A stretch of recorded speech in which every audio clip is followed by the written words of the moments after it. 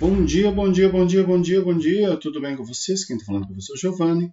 Vamos a mais uma correção.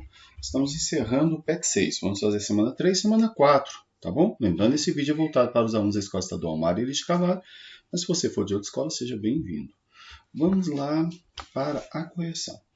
É um tema que muitas vezes foi trabalhado no 7º ano, né? Estava no antigo currículo, que é a seleção natural. Se não tiver trabalhado, é bom que você fique sabendo já para adiantar para o ensino médio. Quais tipos, né? Aqui, ó, um erro ortográfico deles aqui, ó. Quais tipos de seleção natural existem? Escreva a ideia principal que caracteriza cada um. Então, os 3 tipos são seleção direcional, a estabilizadora e a disruptiva. A direcional, ela seleciona indivíduos de um fenótipo extremo. Já a estabilizadora vai eliminar vai selecionar indivíduos de fenótipos intermediários, eliminando os extremos, certo? Então vai ficar aqueles medianos. Então é estabilizadora. A população vai tender a ser mais uniforme. Já a seleção disruptiva seleciona indivíduos dos 2 fenótipos, eliminando justamente o intermediário. Tá bem? Beleza? Beleza. Então vamos lá. Atividade 2. Explique a relação entre o uso exagerado de remédios e a resistência bacteriana. Eu trouxe aqui um texto escrito por mim mesmo, né? O uso exagerado e indiscriminado de medicamentos, principalmente antibióticos, pode levar à seleção de indivíduos, ou cepas, a gente diz cepas, né? Que é o grupo de indivíduos semelhantes, que sejam resistentes a determinada substância, né? No caso, o antibiótico lá. O que leva ao enfraquecimento da infecção. Como assim? Por exemplo, você tinha 1000 indivíduos lá dentro do seu corpo, 1000 bactérias, e aí das 1000, vamos supor, tinham 10 resistentes. Essas 10 resistentes vão sobreviver, mas elas vão continuar naquela potência de infecção das 1000? Não. Aí a infecção vai cair, né? O que leva ao enfraquecimento da infecção, pois diminui a quantidade de indivíduos, né? Já que as que não eram resistentes morreram. A partir dessa, né, aí o que acontece? Já que enfraqueceu a infecção, a pessoa pega e para de tomar, porque a pessoa está tomando por conta própria, né? A partir dessa resistência que foi selecionada por usar dosagem ou tempo inferiores. Então, às vezes a pessoa tomou por conta própria, ela tinha que tomar 100 miligramas, ela tomou só 20, e aí o que aconteceu? Surge resistência total ao medicamento. Por quê? Porque a partir desses 10 aqui, ó, a população toda vai ser resistente, e aí para você matar você vai precisar de uma dosagem ainda maior ou outro medicamento, né? E também, a partir desse gene que dava uma certa resistência, pode trazer resistência total a esse medicamento. Isso leva a surgir superpopulações de bactérias, né, resistentes. Tá bom? Então, essa é a relação. Atividade 2, cite um exemplo de seleção estabilizadora diferente daquele já citado no texto. Então, vai selecionar o intermediário. Então, eu coloquei aqui, ó, há pássaros com bicos grandes, médios e pequenos em uma mesma espécie. É algo hipotético, tá? Onde os de bico grande se alimentam de sementes grandes e duras. Os de bico pequenos se alimentam das sementes pequenas e macias. E os de bico médio conseguem se alimentar tanto de sementes pequenas quanto duras. Sendo que, né, ele não consegue se alimentar das grandes, mas ele consegue se alimentar das pequenas, mas pode ser as macias ou as duras. Aí ocorre uma mudança na flora deste ambiente, prevalecendo nas plantas remanescentes a presença de sementes pequenas e duras. Assim, os de bico grande não conseguem pegar o alimento. Apesar dele conseguiria quebrar, mas ele não consegue pegar, né? Porque o bico é grande, ele não vai ter aquela habilidade de segurar a semente pequena naquele bico grande. Assim, os de bico grande não conseguem pegar o alimento. E os de bico pequeno não conseguem quebrar, porque eles não conseguem, eles precisariam de alimento macio. Sendo os de bico médios beneficiados, pois conseguem pegar com o bico e abrir o alimento. Tá bom? Então aí é a estabilizadora, porque vai selecionar o médio, né? O meio do caminho. Tranquilo? Atividade 4. Você acha que o organismo mais apto é sempre o mais forte? justifique sua opinião. Então, nem sempre, né? Pois pode ser mais apto o menor, o mais ágil, o que tem mais facilidade em acessar determinado local e etc. Não é? Às vezes, pode ser exigido ter a habilidade de subir numa árvore, e nem sempre o que é forte obrigatoriamente vai subir numa árvore. Às vezes ele pode ser muito grande para isso. Então, nem sempre, tá bom? Às vezes até nem na maioria das vezes, tá bom? A gente usa a palavra mais forte não é significando força física, né? No caso, quando a gente fala da adaptação. Mas é força para aquele ambiente, né, mais resistente. A gente vai usar essa palavra. A gente não usa essa palavra forte. Tá bom?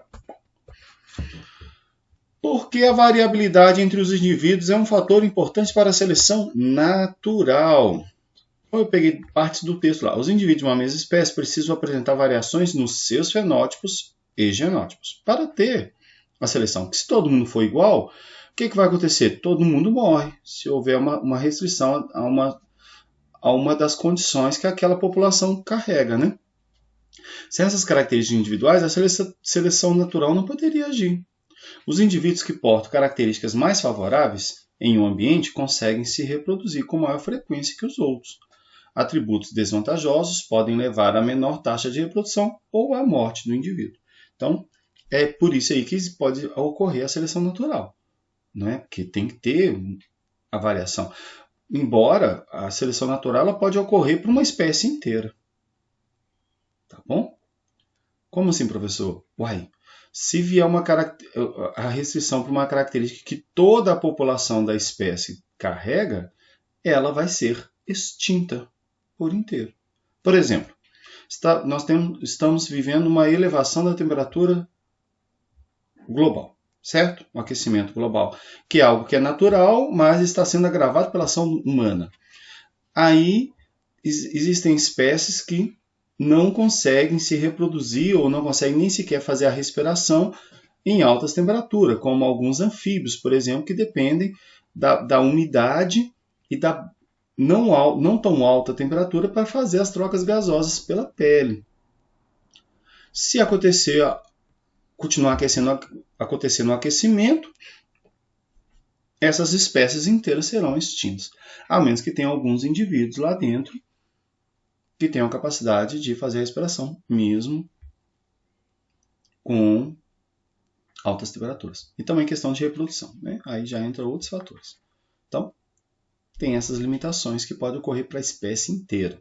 Por isso que é importante a variabilidade. Tá bom?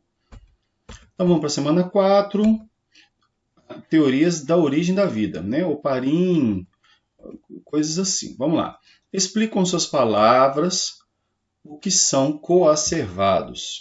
Eu peguei do texto, obviamente. Uma primitiva organização de substâncias orgânicas, macromoléculas, em um sistema semi-isolado do ambiente, com possibilidade de trocar substâncias com o meio externo e de manter o interior mais protegido, onde inúmeras reações químicas poderiam ocorrer de modo mais controlado. É uma forma parecida com a célula, né? Lembra que a célula tem a membrana, só que a célula ela controla isso aqui tudo porque ela tem um núcleo. Os coacervados não têm esse núcleo, mas eles têm essa membrana, eles têm essa estrutura toda. Teoricamente, aqui surgiria esse material genético que vai controlar, né? Mas não conseguiu chegar nesse ponto nos experimentos, mas chegaram nos coacervados, que são bem parecidos com células. Bem próximo das bactérias, né? Lembra que bactéria não tem um núcleo propriamente formado, né? Ela tem só material genético lá dentro. Atividade 2, que possíveis efeitos a falta da camada de ozônio trazia à Terra, não é traria. Nós não estamos pensando no futuro, mas trazia. A radiação solar era intensa, o que teria fornecido energia para as moléculas presentes na atmosfera se unissem. Essa palavra, essa frase,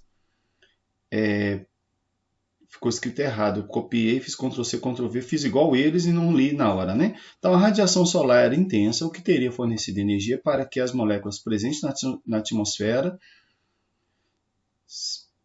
se unissem para que Então, aqui, ó, a radiação solar intensa, o que teria fornecido energia para que as moléculas presentes na atmosfera se unissem, tá? Formando as primeiras moléculas orgânicas, mas também não seria possível desenvolver vida fora da água, já que a radiação mataria qualquer ser vivo. Eu fiz Ctrl+C, Ctrl+V do PET e tem esse erro de português grosseiro e eu não vi, gente. Perdão. Então vamos lá, a atividade tá aí, né? Sem aquela camada de ozônio, houve toda essa formação dessas moléculas. Mas só foi possível porque isso tudo aconteceu dentro da água. Fora da água não teria vida. Tá? Só houve vida fora da água a partir da formação do gás oxigênio na atmosfera e também, consequentemente, do ozônio. Tá bom? E aí começou a migrar, ser possível migrar seres vivos para a Terra. É perigoso até alguns terem tido disponibilidade e adaptações para tal, mas todos que foram nesse período morreram. Tá bom? Atividade 3. De acordo com o Oparin, como surgiram os primeiros seres vivos? Então, os primeiros seres vivos surgiram a partir da combinação de moléculas orgânicas, como proteínas e carboidratos, que teriam se formado na atmosfera primitiva e depois nos oceanos a partir de substâncias inorgânicas. Essa é a teoria dele. Tá, o resumo. Atividade 4. Qual a importância dos mares primitivos para a origem da vida? Com o resfriamento, o vapor d'água se condensava e caía na crosta terrestre por meio de chuvas constantes que permitiram o acúmulo de água nas depressões, resultando nos mares primitivos. Então pronto, aqui a gente viu como é que eles se formaram. Nesse período, as descargas elétricas e a radiação solar eram intensas, não havia camada de ozônio para proteger o planeta, o que teria fornecido energia para as moléculas presentes na atmosfera, para que é o mesmo trecho, para que as moléculas presentes na atmosfera se unissem, formando as primeiras moléculas orgânicas.